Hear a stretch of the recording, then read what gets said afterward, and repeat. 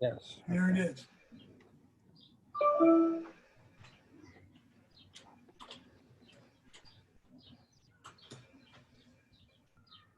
Guess I can only share the whole computer.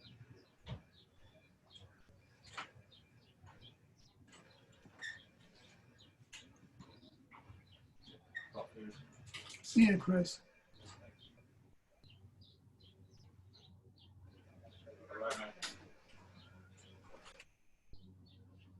Okay, I'm having trouble sharing the screen. I'm having privileging issues with my computer. Well, if you But want, we see and hear you okay. Yeah, I just can't share the screen. I'll try again. hey, Ryan, why don't you forward the email that you sent to me earlier that has the link and everyone can look at it on their own screen? Oh, that's a good idea. Wait, am I sharing? Yeah, I see now. I said desktop. Yep. Desktop. Yeah. Okay, good. I'll pull up the, now you should see it. There you go. Wow. Yeah. Do you see our faces too, or? Yes, at the top. At least on my screen, I see at the top. Okay. All right. So we are recording. This is the Reading Ave Committee. Do you want to say anything, Brian, to kick it off? Just not other than that. It's been a while since we've talked, and we need to try to get back on target here, and one step at a time. So I think maybe 3 council meetings ago, something of that nature, this grant opportunity was being considered for the Pico lot, to purchase the Pico lot. But it turns out after the Pico lot was appraised and we already are seeking 1 grant, we figured the price was not high enough to warrant seeking 2 grants. So then at the same time, I was asking about, we need to keep our eyes open for Reading Ave grants. And the engineer actually said, oh, what about the one we were going to apply to for Pico? That could probably be applicable for Reading Ave, and they extended the deadline to July. I think the end of July. So I think all we need to do is decide whether or not this grant would be applicable, and then make a recommendation. And then if council wants to pursue it, then they can tell the engineer to, fill out an application. I don't think we have to go through the applying process. But it could be something similar to the Pico one, or we can,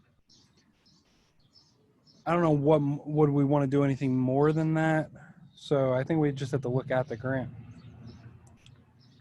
If anyone wants to look at the page themselves, the URL is up here at the top. But what does everyone think? Do you think that this is something we would want to pursue?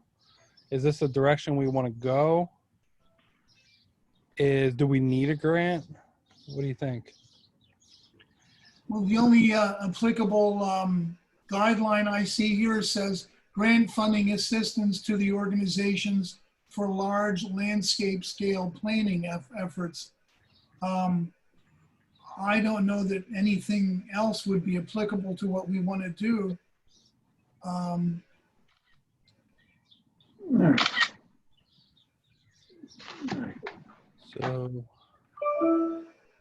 So we already own the land. Yeah. It would be conservation. Yeah. Now, I mean, number 1 down there says acquisition of lands to add to state parks, forests. Or is council considering turning this land over to the state and then let them manage and do everything they want with it? No, I don't think so. So I think the first one would be off the list. Well, what it says is it supports land conservation and acquisition through several methods, including. It doesn't mean it has to be what they're doing. That's Yeah. just one of the avenues. So I was saying, yeah, we would scratch off the first one, so that's not an avenue. So the second one, Greenway Open space by local government or nonprofit organizations, but that's That's for funding acquisitions. for acquisition. We already have it. So Conservation easements we already have, but I think the last one might work. yeah, you were right, John. So the last one's really the only applicable one. I don't think we're limited to these. I think these are just items that they include. I don't think it's including, it should be including but not limited to, I think is what it comes down to. I don't think that's a finite list. Could be. But essentially, we want assistance to landscape and organize. Yeah. Maybe a little more detailed than that. Is it possible, Ryan, as an official council person, that you could make an inquiry to the DNR and see if they might be interested in our little piece of land over here, helping us out? Is somebody trying to join? I don't know. I got that sound on my computer. Maybe it means I have email. I can't tell if anybody wants to join. I don't see any new names here. Okay. I sent each of you the link that Ryan sent me earlier that allows you to access that grant information directly on through your email. Oh, good. okay. Thank you. Okay, thank you. Okay, so it sounds like we are eligible, broadly speaking, by at least the last one. Similar. One or two more paragraphs down, it says also to support the acquisition and enhancement of these lands through the community conservation. So we'd have to work through the C2P2.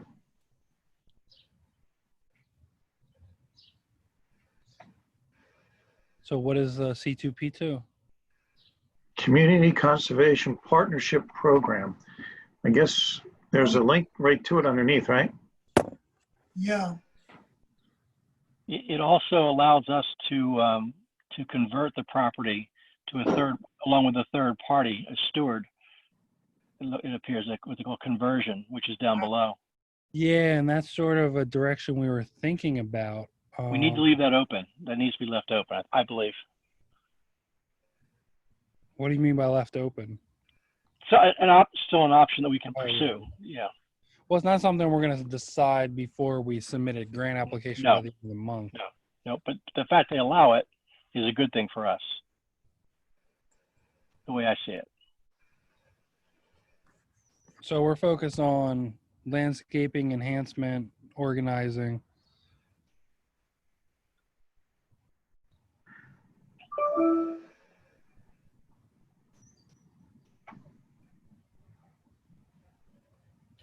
That looks interesting. The Conservation Tools website, managed by the Pennsylvania Land Trust. Resources.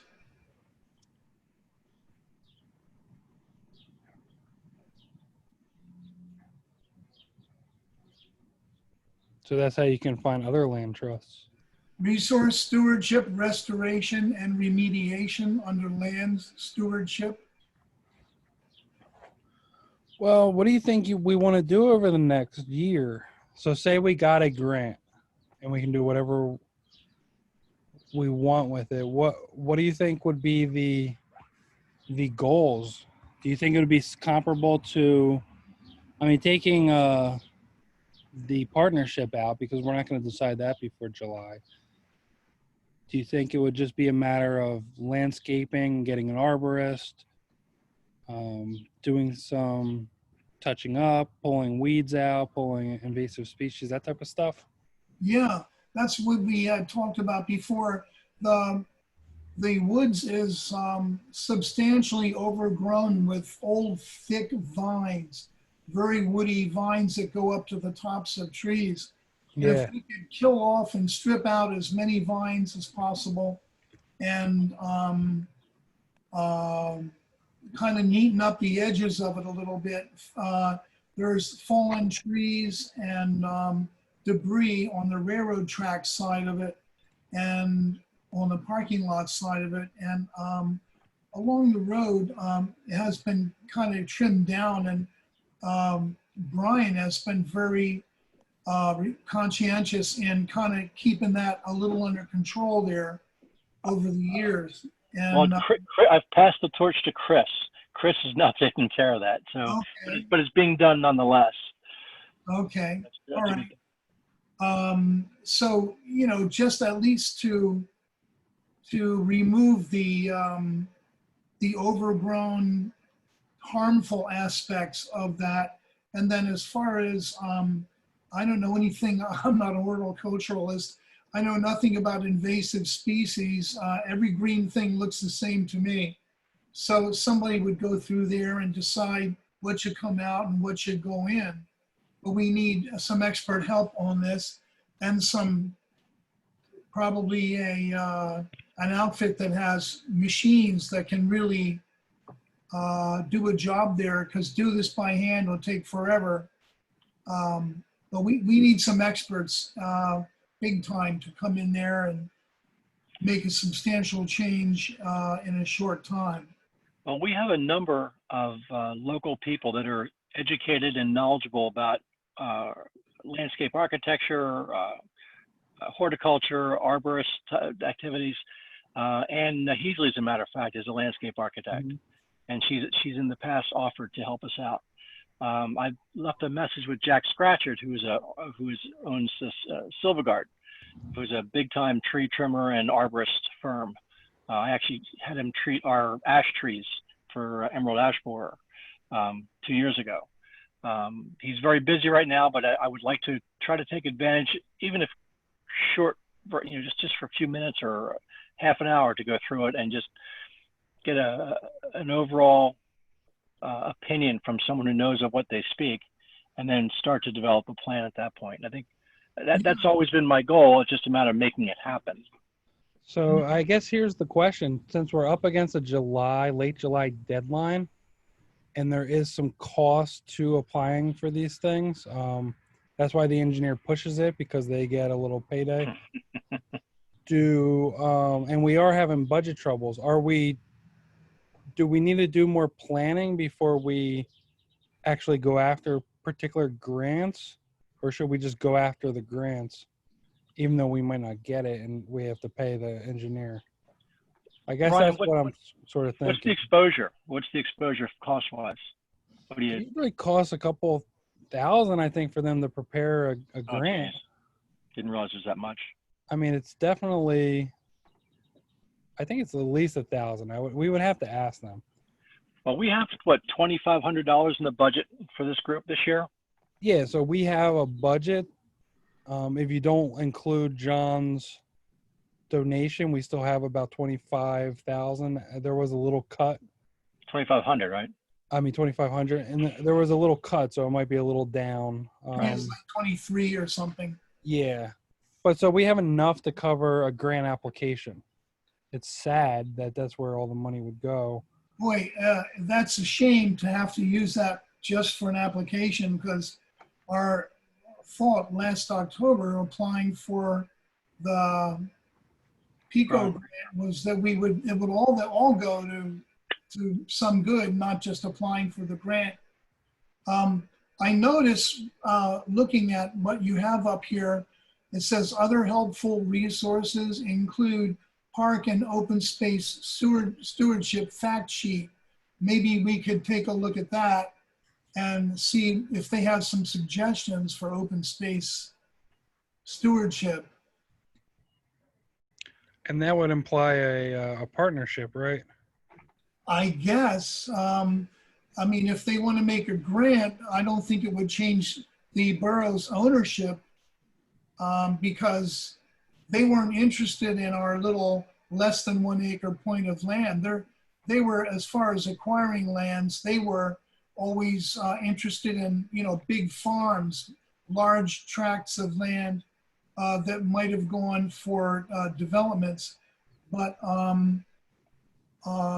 if they're willing to give us a little grant to help us, modify and clean up these woods, then that would be just great. So we may have to talk to them before we apply and see if this kind of program is appropriate for what we want to do. The other thing is, do we hear anything from Pico about the possibility of their coming out with another grant opportunity? I think they said they would have the same grants in October-ish, from what I recall. Those Okay. were the 10,000 up to 10,000 match that we didn't get last time, mind you. Yeah, that was really great. I don't know if we got in it kind of late and the money was spoken for, or there were bigger. No, I heard the opposite. I heard that they had a lot of money and they were extending the grant Oh, application because they had so much money, but huh. they just decided not to give it to us. Oh, that's not very nice of them. Well, I think if the opportunity comes up, we can apply for that again. True. And in the meantime, let's talk to somebody at this conservation, Pennsylvania Department of Conservation and Natural Resources, and see if our what we have in mind for Yardley is something that they would be interested in helping us out with. Do we have a contact person that we know there?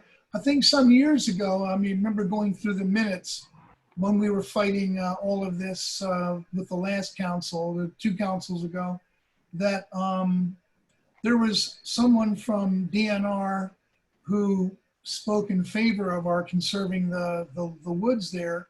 And I don't recall the gentleman's name, although I'm sure I have it in my computer notes. I don't know if the man is still active in DCNR, but there must be someone we can talk to there who would give us a sympathetic ear at least.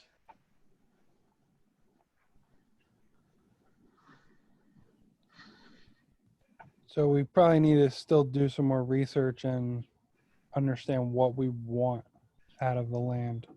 Well, there must be a contact person. From DCNR for Yeah. this grant or generally? There was the thing, there was a link there, grant acquisitions and grants, land acquisition grants and other things, a website. There it is, down the bottom left of this page. I can't see it because Oh, I'm sorry. Zoom's covering it up. Communities, it says communities, grants, land acquisition grants, pages. I don't know. I mean, if we got to start talking to somebody there, and they'll funnel us into the right person probably. But this isn't, although we're not interested in land acquisition, but conservation. There's another one, conservation tools.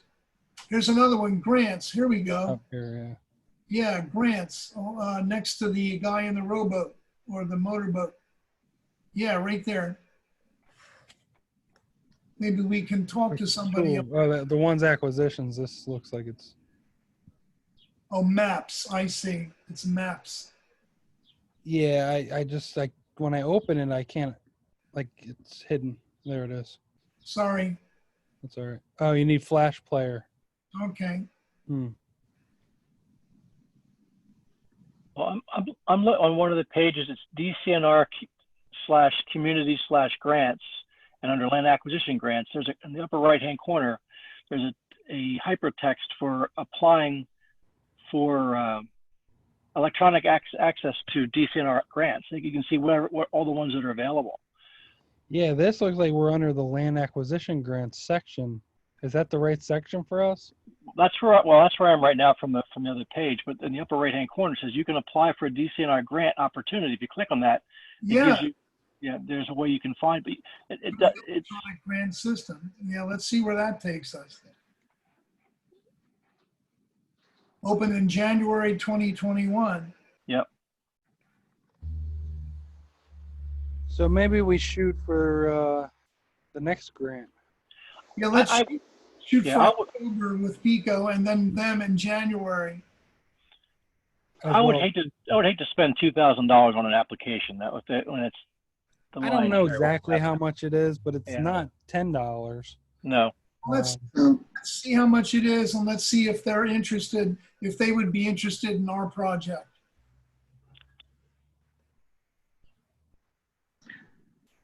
So in terms of this grant, the first one we were looking at, we will pass because we don't want to go through the motions and spend the money when we're not 100% sure exactly what we want and that this grant's right for us. We want to do more research.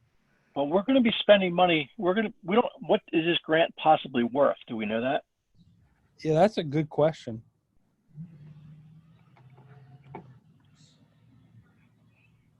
If it's a $2,000 grant, there's no sense. And I can't imagine it's only two, but it would. I'm guessing it's upwards of like 50,000. But what do you do? Do you need that much? I don't think we do in the first year. I mean, ultimately, over 10 years, we might spend that much, but not the initial plan. I think I'm in the wrong section. The grants are underneath that leaf in the center of the page. I wonder if it describes it. Yeah, so hold on. Kind of hard with the Zoom sharing the screen.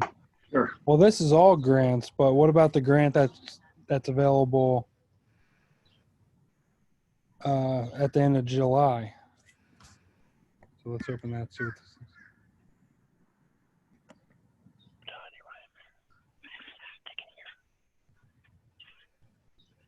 So here's the different types of grants over here. So I don't know if a land acquisition grant, even though it says it does more than just that, like enhancements and stuff, is necessarily what we're looking for. Yeah. We might want a partnership grant or Community park and recreation grant. Yeah. park, yeah. I would think so. I agree. Acquisition. You don't want to waste money applying for a grant like a land acquisition grant, when you already have acquired the land. Yeah, the type of grant it is doesn't apply, even though it sounds like it did. It fit for the Pico lot because they were trying to acquire the Pico lot, but we already own this lot, so we would be looking at other grants. Where exactly, I mean, I kind of got into that Pico discussion late. Where exactly is the so-called Pico lot that everybody's been talking about? So you along the canal, if you go past Afton, there's the Mary Yardley Bridge on the left, and then the Pico lot, if you just go a little bit straight, it's right to the right. It's a big green lot. It's pretty much right at the base of the Mary Yardley Bridge, really. I mean, Is that it's Old really Street? continuous with it. Contiguous. I think it's Fold Street. Huh. I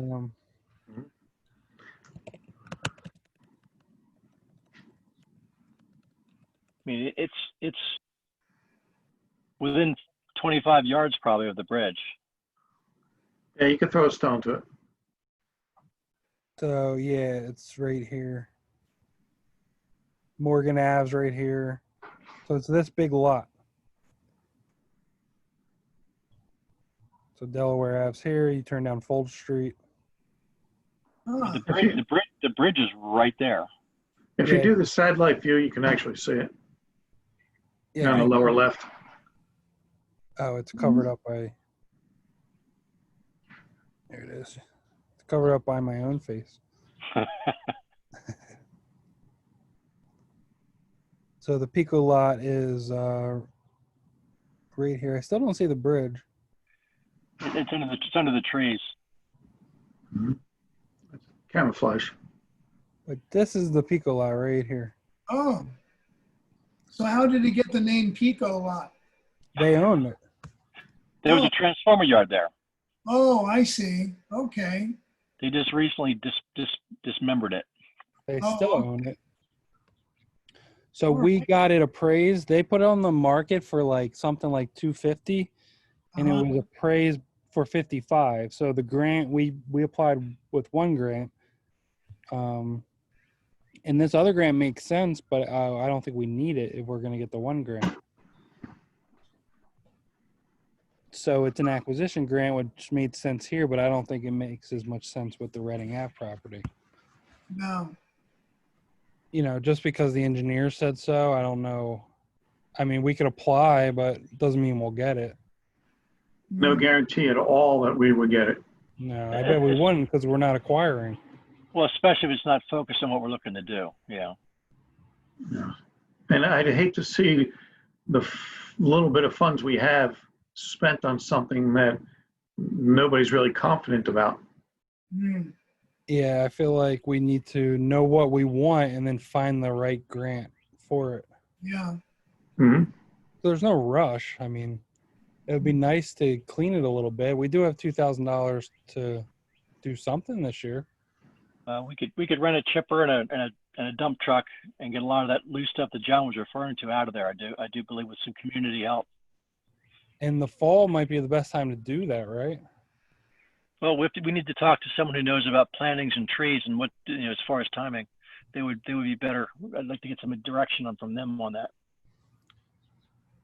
Well, are you saying that you anticipate doing some planting this year or just cleaning? No, cleaning. I would think more cleaning and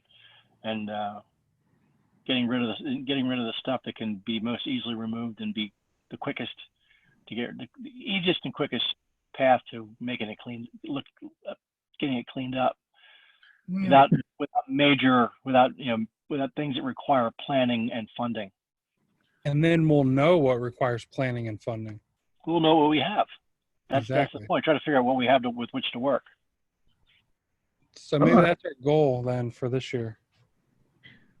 Do And you that's think what- by the end of the year you would have maybe a 6-foot wide path winding through there as a part of the cleanup? It's I don't know. conceivable. It's conceivable, sure, but I wouldn't guarantee it.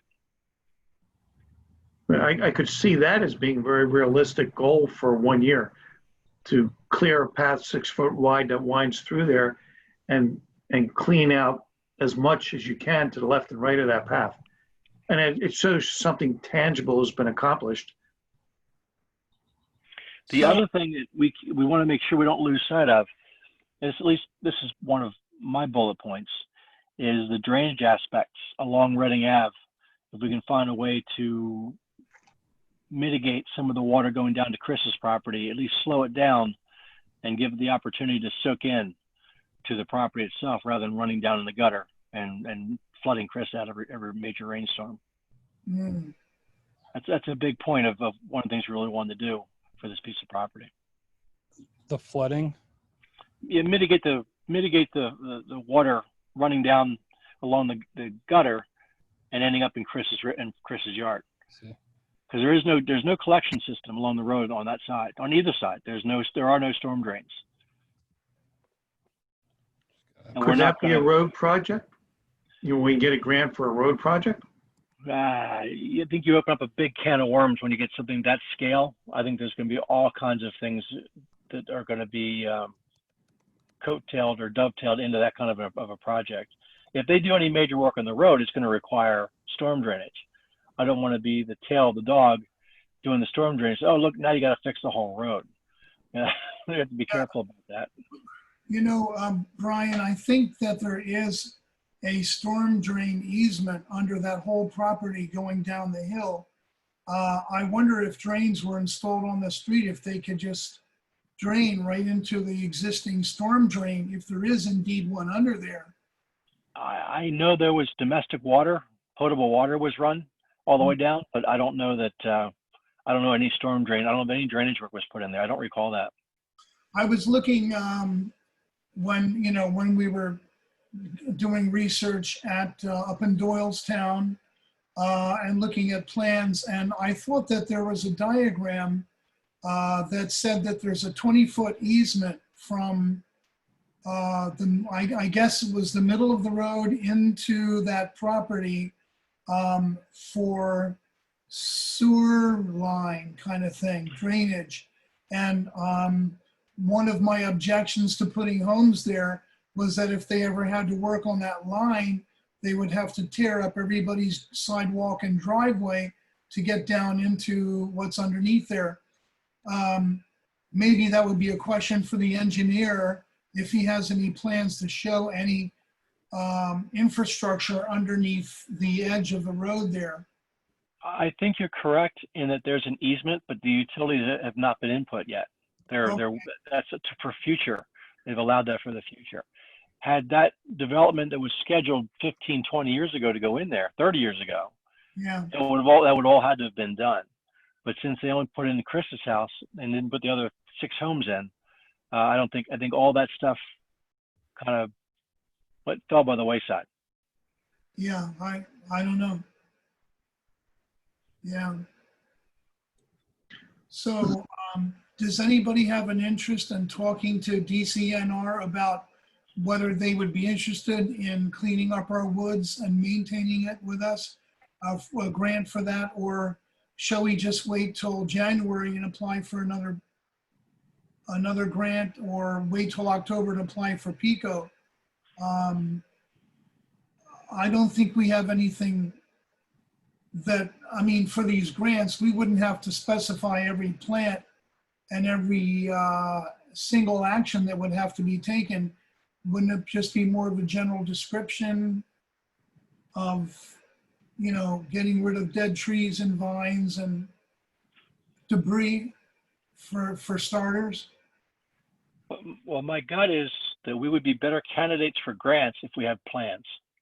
All right, how detailed does a plan have to be? Do we have to get with our horticulturalist now and have them start putting things that look more specific on paper? I think engaging a professional and coming up with an outline and bullet points, and then funding, the amount of funding we receive would help direct what we can actually achieve. But we would have an order of magnitude or direction what we want to do. I said prioritize and take it from there and just dial in once we know what kind of money we have. All right, and if we had a person make up a general plan, maybe they could apportion an approximate cost to each aspect of that. Exactly. You know, it's kind of up in the air. I mean, if it was music, I could tell you all about it, but horticulture is not my field. So, It's So a bit we of would- chicken and egg. It's a bit of chicken and egg. yeah, that's what I'm feeling like. Yeah, exactly. Like you either pay the engineer to come up with a grant proposal, or you pay a professional to come up with a plan, and then from that plan we would figure out which. Personally, opportunity. I would rather invest in a plan than an application. Me too. Yeah, me too. Absolutely.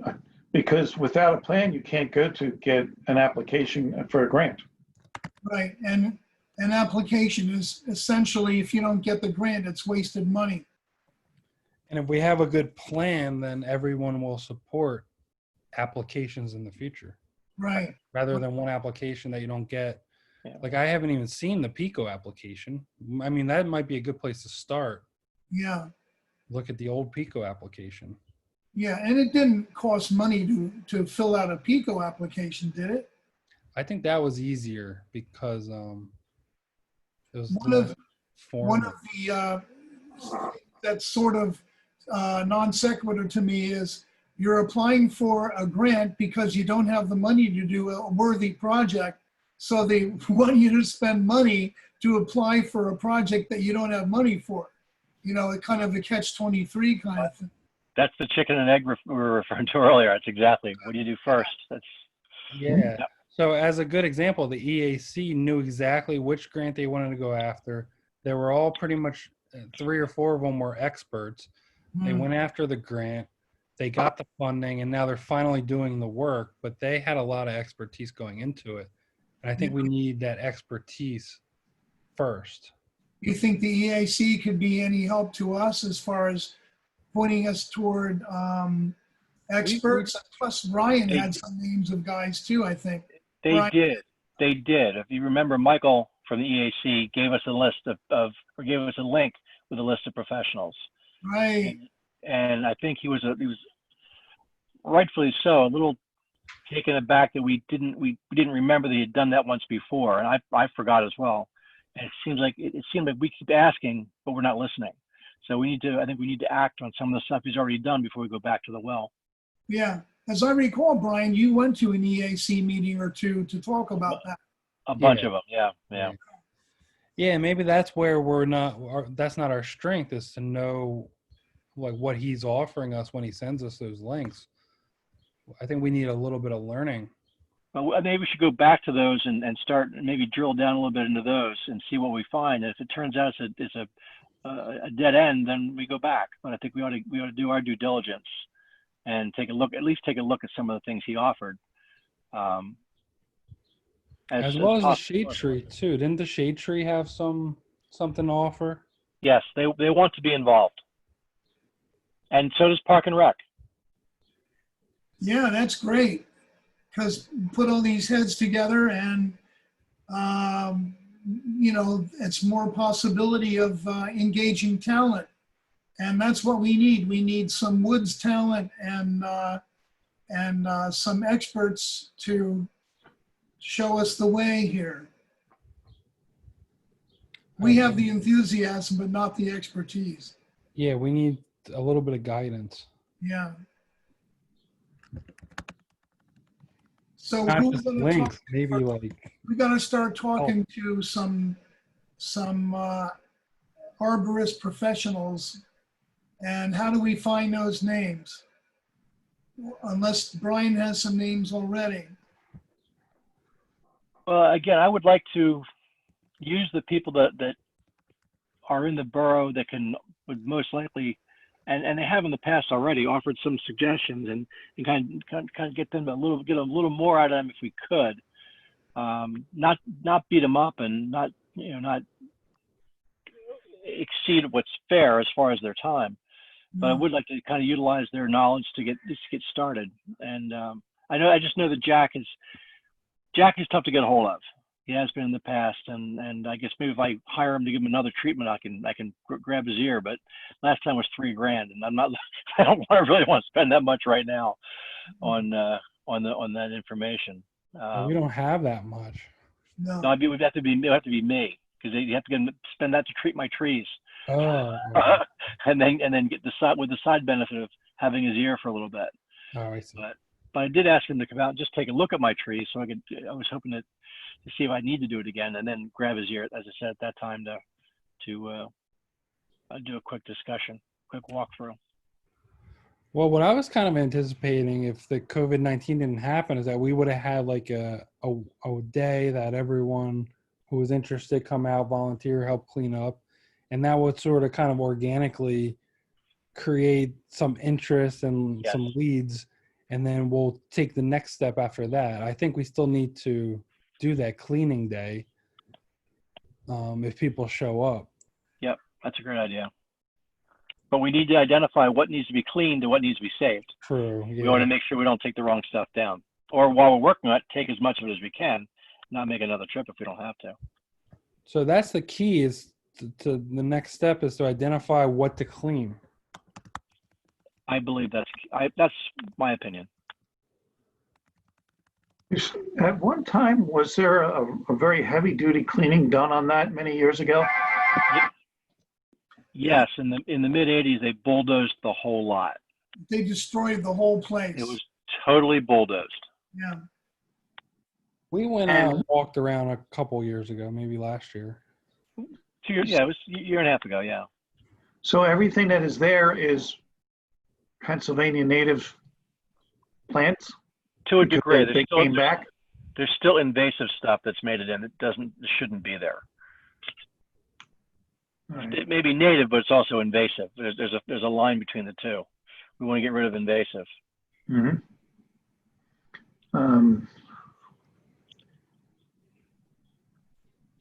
So maybe we all Brian, a little while ago, I gave you the name of Savantino Campanella. Yes, I did not reach. I never reached out to him. Okay, because he was willing to, at that time, spend a day with us free of charge, because he works with, that's what he does for a living. I don't know if you still want to even consider that, because he's part of a nonprofit that does this out on the main line. There's no reason not to. All right. I mean, I can forward you his number again if you Okay, you want to touch base with him. yeah, I'll do that. Okay. I'll use you as a reference, Pete. You can. He probably doesn't remember me now because it's, I ran across him at a party about a year ago. Okay, Wow. But never mind, they do this, it's a nonprofit. So maybe they're willing to, yeah. do it anywhere. Or give us some advice. Or Or it'll lead. tell you who we can touch Or a base with. lead, like a lead, sure. Right. Well, you got to start somewhere, and that sounds like a good bet to start. Yeah, see where that leads. We do have some money. We have to hire someone to help plan. In terms of that community involvement, do you think that maybe one of the locals here could just spend a little time with us, tell us, hey, look, let's get everybody involved, get some interest generated. Let's go out and do a cleanup day. And if we take something down and we shouldn't, it'll grow back. Is Just Is do that- it. just like do something and get the community back involved again. Not that we're going to go and take down trees or anything, but maybe just, go in and do a cleanup. Well, that was the goal, to do one of those this year. We probably would have done it by now. Yeah. Well, Um, I think something like that, it seems to me that if we got a grant and there was some money to play with, you get somebody who has experience in working in as an arborist and working in natural environment like this, and they sort of direct it. We could probably get a lot of people from outside to come into community and help us. But they would have to sort of guide the activities so we can see an overall direction. I mean, if I went in there, if I still had the physical ability, I'd be cutting vines and trying to pull them down. Of course, there's no way I'm going to pull those big vines down, but picking up junk from the ground, deadfalls and stuff like that, and put them in a chipper. But in other words, it'd just be as a seat of your pants kind of activity for a guy like me. But be nice to have somebody who has a vision of what could take shape if the appropriate actions were taken. I just had a thought. The EAC grant involves a lot of community involvement. There's a lot of, they've got sweat equity clauses in that grant. And I'm wondering, can we pigtail on that somehow? At least if not from the actual people, but maybe the administration of it and how to get people out, to get people to work through the EAC. And the other would be Parks and Recs has done a great job in getting community involvement with their races and so forth. And maybe there's some way we can segue with them, segue something off of them as well, to make it a little more complete and get community involvement with the project. I think we could probably find quite a bit of community involvement, but we need somebody to tell them what to do. That's We true. have to have some expertise at the helm here. And, a bunch of people show up that have no goal in mind and no idea where to begin. We're going to need to have somebody who knows what the end result should be to say, okay, you guys start here and this is what you're doing and this is what you guys are doing, and put everybody to a purposeful activity. Yeah, and if we need to spend money, we know exactly what it's for and why. Yeah, Like if we need a chipper, we know, like there's someone organizing the yeah. operations. We get the Boy Scouts out there and a couple of Eagle Scouts that need a merit badge or something and a project, and you could get a lot of talent. I think at one point the ecology club at the high school expressed some interest in doing some work out there, and we could probably find interested people that wouldn't mind coming out and working in the woods. But the question is, what do we have them do? And that's why I think we need an expert's advice. Well, to your point, John, someone like Ken's Landscaping, who does all the tree removal in town for the borough, we could possibly utilize his expertise in working people, have the chipper, have the trucks to haul stuff off. We could be day laborers for them, as Right. long as we have a plan up front that we can all buy into and he understands. He can execute it and direct the people. That would be my guess.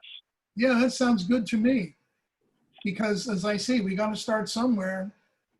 We got to talk to a couple of knowledgeable people and get them committed, and then we'll try to bring out whatever manpower and boy power we can amass, and woman power and girl power.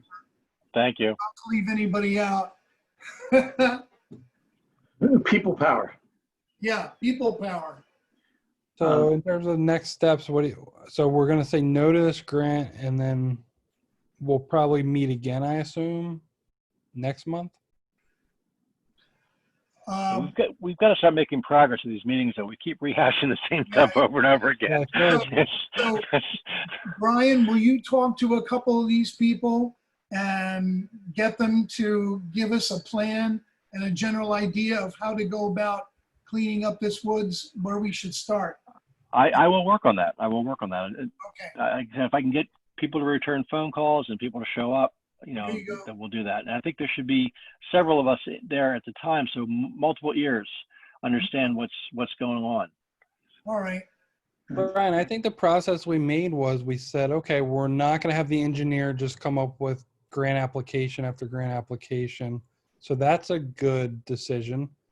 And another decision is I don't think we're pursuing necessarily the trust partnership yet. So it's going to be a community effort. And now it's just a matter of what is that community effort and who can guide it. Now, I'm gonna throw a chicken and egg scenario, a different chicken and egg scenario at you, Ryan, and that is, if we were to get the partnership involved, they would probably have the resources True. in pocket. So now are we better off looking to them to have the resources and the people and the professionals to direct and execute a plan, or do we? Again, I don't have an answer. It's just again throwing out a chicken and egg scenario. I wonder what a partnership would look like. I always thought it was they might own the property and we own the easement, or we own the easement and they own the property, or vice versa. And I think that a couple were interested in that scenario. So I think we can at least investigate a little further, because that scenario would lock it up a little more. And that was sort of the next step, to lock it up from those who would want to sell it in the future. Right. Well, it's a little scary when you think about the property getting farther away from the control of the council. True.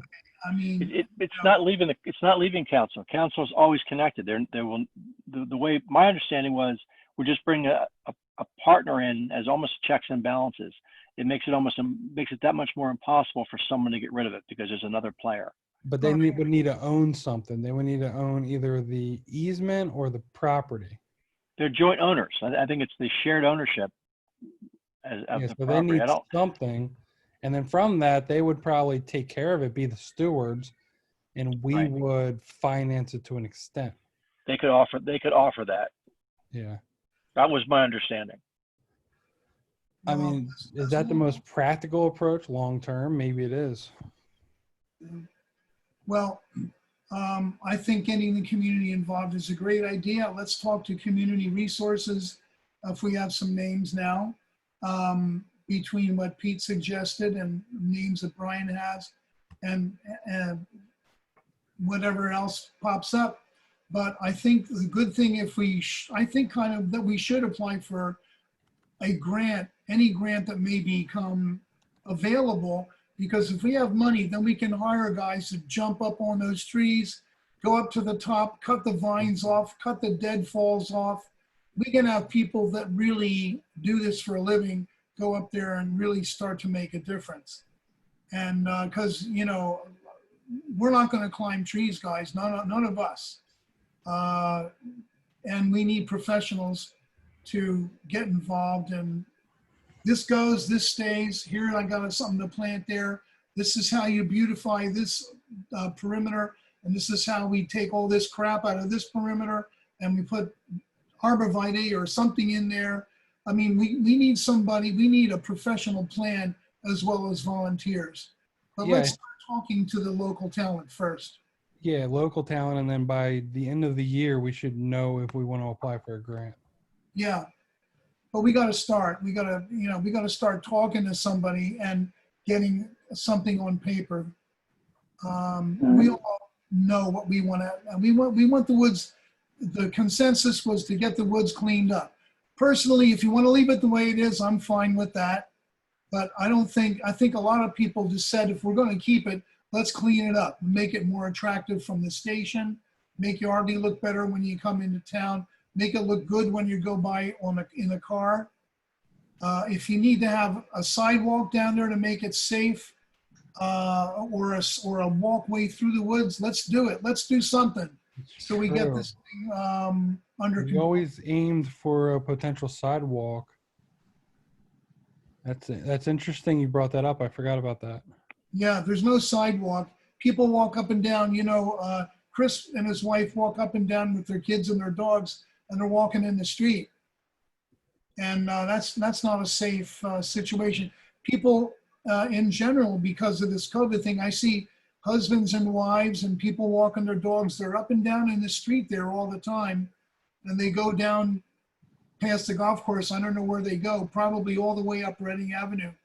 But wouldn't be a bad thing to have a sidewalk there too, not to encourage too much development, but it might be a safety issue. I Yeah, agree. the only Yeah. concern about the sidewalk is, I'm thinking that the general public will say the sidewalk should be on the other side of the street where the houses are. Yeah, well, there is, Well, So you gotta be careful what you ask for. we had the SEPTA station, so the sidewalk would essentially connect the SEPTA station to the golf course with a crosswalk somewhere. Whether you cross first and take a sidewalk, or whether you Exactly. take the sidewalk and cross, but you need a crosswalk as well, I think. Yeah, but somebody is going to raise the question that if you do sidewalks, which side of the street should they be on it, and where should that crosswalk be? And just be careful what you ask for. right, that's true. Um, You wouldn't want to have to crosswalk too far, too close to the crest of the hill, because unless it's on the crest of the hill or way down from it, cars will come over there and they won't see pedestrians. Yeah, Yeah, that's a little, that's what's going to happen. It's going to be dangerous. Speaking of safe, let's worry about the woods at this point. Yeah. True.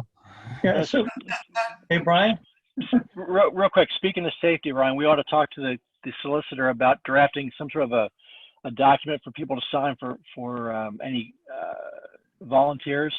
There may be an issue for release of responsibility to some degree, because we're talking about equipment, trees, chainsaws, chippers. That's a good question. So So we if might someone's wanna have something- volunteering, should they sign a waiver, or are they covered by insurance? There should be something. It should be addressed. I think it needs to be addressed one way or another. Yeah. Yeah, well, if you're going to hire someone to operate that chipper, no volunteer is going to be allowed to be closed. It's going to be coned off. It's going to be This is a Ken. heads up. It's going to be our public works guy, Ken. Right. Then he has liability insurance. Yeah. He should operate that chipper and not let any volunteer even No, get. I understand, but you're going to be in the presence of that stuff. That's all I'm saying. I'm not saying we're going to be operating it, but you're going to be around it.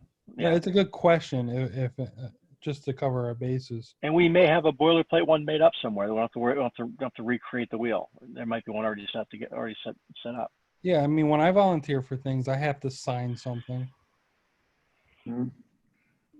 So it might just be something to sign. Chris is waiting. And here he comes. There he is. Hey, Chris. Hi, Chris. Hey, everybody. Sorry I'm so late. How was the meeting? Doing well. Still here. So maybe we can summarize because it's 8 o'clock. So in summary, Chris, we're not going to pursue the grant opportunity before us that doesn't mean we're Okay. against grant opportunities. I think we might consider one at the end of the year, early next year. We think a community effort with a little bit of expertise guidance is the best way to go. We were just talking about if there are volunteers, should they sign a waiver, that type of stuff. Have some expertise guidance and to actually do something this year. And maybe that will start to let us know what we really need to spend money on. And we also have an eye towards maybe a partnership if that's the direction we want to go. So don't rule that out completely. But there's a lot we can do ourselves, we think, if we just do a little bit more research and do some good networking. Did we identify any like low-hanging fruit projects that maybe we could knock off that would like build a noticeable something that may build some momentum? So we're always thinking like, let's have a cleaning day, a volunteer day. But as John mentions, we need sort of somebody to tell us what to do, like how to best use the volunteers. So we need like an overarching plan. But that doesn't mean we can't minimally just have volunteers come clean some stuff up. But I think it would be nice to have a plan. Well, if I could, hey, Brian? You there, Brian? Yeah, absolutely. Yeah, okay. Yeah. You said that this land was devastated, what, 25 years ago? It was. It may even been longer, but it was. Okay. When it was bulldozed flat. Okay, what I'm thinking is, or let me know what you think. Over 25 years, if it was that long or longer, do you think that there's enough just general everyday debris in there that could be cleaned out and that would be enough for a community day? So not necessarily going there and pull plants and everything, but just all general debris, logs that have fallen down. And then we work with Ken and, Ken can say, look, let's take care of this area first. And the second area, third, just getting rid of debris and logs and twigs and just general junk. Is that I enough? think it depends how many people show up, but I think there's enough in there for a day for sure to go and just pull stuff down, get stuff out, try to clean things up. I think we could easily spend the day with a group of people. How many? I don't know. If it's 50 people, that'll be a problem. Just managing 50 people would be difficult. But I'm thinking we're going to maybe have a dozen. Is my guess, and maybe we see how that works the first time through. Then we kind of work a plan for the future, where we go from there. How many people do we need? How long is it going to take? We got to kind of work our way through a little bit. I'm thinking that, we're very concerned about having a general overall big picture plan for grants. But maybe we shouldn't let that hold us up from generating community interest by doing the simple stuff. It's not difficult to pick up the twigs. No, tag and ID the stuff that's got to go. The stuff that's dead, the stuff that's dying, the stuff that's trash. That if we tag and ID that stuff, that would be step one. To me, that's goal one, day one, to get all that stuff out of there. And now we have an idea of what we have. We can see what's left. We can see what we have with which to work. Do we have room for trails? Do we have room for clearings? Do we have room for a flagpole and loudspeakers? I don't know, but. Yeah. Well, we have to magnify the train horn, we have to. Oh, it's that F word, Brian. The F word. So what I'm hearing from Pete is not necessarily even tag and ID, but just clean up the obvious debris that you want out of there, and then we can just go through it, clean up the obvious. And But that's while you're there, and then tag and ID. I'm talking about the stuff that's coming down, the stuff that does not belong. That's what I'm about. The stuff we just cut down and drag it out. That's the kind of stuff I'm talking about. That's what I'm talking about. Not anything, any great, no great effort. Just the stuff that needs to go. The stuff that's invasive, the stuff that's dead, the stuff that's dying. Let's get it out. Yeah. I think we could do that on a community day on a Saturday, generate some interest, and it won't hold us up from any other further decisions we're doing, but it'll show that we're moving forward. Agreed. I'm on board with that. I'd like to ask Chris a question. Chris, you probably know what's in those woods. Do you think there would be a substantial amount of poison ivy, poison sumac, poison oak? Is it full of that stuff, or Poison ivy, absolutely. Along the road, though. Most of it's along the road. Along the road, correct. Deep Along the inside, road, inside, yeah. along the road, definitely poison ivy. About your first 6 feet in at least. Yeah, agreed. I don't know if it would be feasible, but before a community day, would it be possible to sort of go through that and spray all that stuff to kill it? And I don't know if there is such a thing as rendering poison ivy neutral. I suppose it would, even if you could kill it, it probably would retain the oils that would be irritating and would have. Urshile, and yes, it does. Yeah. Okay. There are poison Totally. ivy specific killers. Yeah, I use them and they work. I do too. So Now there's it becomes the question of, I know in the community garden, sorry to interrupt, John, we weren't allowed to use pesticides or that's not what I was pesticides thinking. onto Herbicide. the herbicides on the borough property. I don't know how That it was works required, here. right? That, was but this is required. also a noxious weed too. So There's a an noxious weed, ordinance. Yeah, it's an ordinance against poison ivy. You can't have it. absolutely. It's a noxious weed in Pennsylvania. So I don't know that would be problematic, right? But the herbicides are typically non-selective for that, like broadleaf and other. So, Maybe that's. but it's the best way to do it because I've pulled it out of my yard where I put on a Tyvek suit and filled up bags and bags and bags, and it just keeps coming back until yeah. you spray it. Hey, Maybe that's a potential good night. something we have to pay for is somebody to remove the poison ivy That's a great idea. before we remove it. Yeah, it's a challenge. I have quite a poison ivy farm right down the road from there. Yeah. Well, that's what you would pay someone for, I think. I talked to someone this year, and he's like, "Just spray it." Yeah. Well, I don't know. I'm like, "I pull it by hand all the time." He's like, "Just Borough spray it." might need a specialist who's certified. Yeah.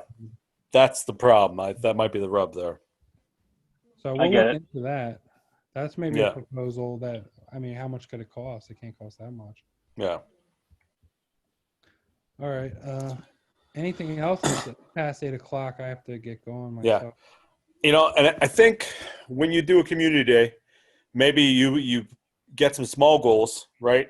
Some Yeah. simple things, twigs, beautify it somehow, identify that this is preserved public space. Maybe you have some people design a sign or put up, but maybe if you think, oh, you're gonna have a bunch of people, maybe you have a little stretch goal where you dig a path that's simple stone, right? Or that if you get enough hands on deck, it might be easier. I don't know, maybe like if we do go on with a small plan, a simple, low-hanging fruit, and then maybe some stretch goals that maybe if you get a lot of people, you can knock out. I think it'll be our best chance for a noticeable success. Sorry I was so late. Thanks for letting me chitter-chatter on. We A lot appreciate Have a of good it. night, people- guys. A lot of Yeah. people would be a good problem, right? Yeah, I know. That's a extra help is never a bad problem. You can always find something for people to do. Always. Totally. Yeah, as long as you have somebody to tell them what to do. If we get a bunch of people out there and, there's no goal in mind, besides, well, pick up whatever sticks you can find. That's not the most glamorous use of talent, And we won't get people back. Exactly. Yeah. Yeah. So we need to plan our community day. Next time I get my Tyvek suit on, I'll work my way up the road. You know what? Can you get Tyvek suits for everybody? That's I can. I have double, triple X's. panache. Oh, you know what? Let's ask about poison ivy. The beauty of working in a lab. I think that's something we can ask about immediately. How can we remove the poison ivy? Yeah. Is there any good time of year to do that? I don't know. We'd have to ask. I mean, with your I will experience. tell you, some people cannot identify it. In the fall, it turns nice and red. The oil is always active. And the oil, when you get it on yourself, you have to think of it as like axle grease. You got to scrub and scrub and scrub the crap out of it. Or most people are allergic and get the contact dermatitis. Mm. So I don't know. I like to try to get it at the beginning of the year, but then like I take like a week or two off and it's like sprung back up. And also Japanese knotweed is another noxious invasive that's in that area, mainly down by my side. So I'm already working my way inward to pull that all the time when I see it, and I'm pretty much know what it looks like. But that's one that it's just a constant. You got to stay on top of it. Hello, buddy. Those are two things we would want to look into. Say hi. Yeah. You're feeling better. All So, right. oh, did you hang up on me? Oh no, we're good. You're still there. Yeah. Good. So at least we'll meet again and we'll plan the community. Oh, day. no, it says. And you can speak tomorrow at the. Oh, I guess it won't really come up tomorrow at the special meeting, right? That's gonna be Yeah. something different. For The the special first meeting week has in to be July. Only about the special meeting. So we'll talk Right. about it in July. Right. Okay. All right. Good.